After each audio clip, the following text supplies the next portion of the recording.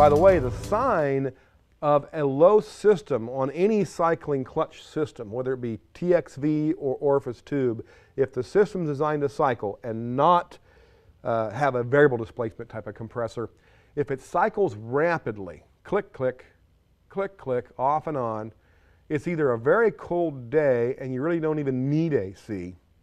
Cold day means colder temperatures, lower pressures. So we'd expect that. Or the system is very low on refrigerant.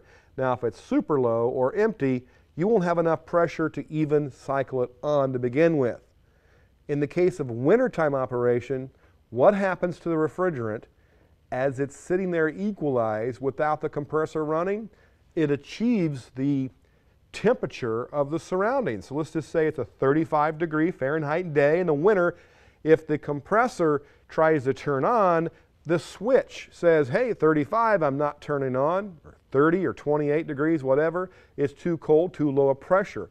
35, 32 degrees Fahrenheit would equal about 30 something, low 30s on PSI.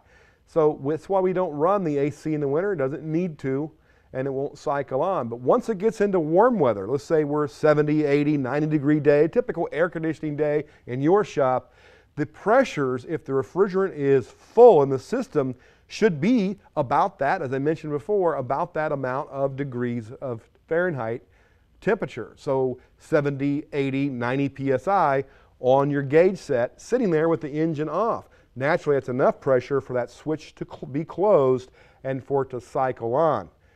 But if it cycles off and on rapidly on the warm day, that's a sure sign that you either have a bad cycling switch or most likely you've just got a low system.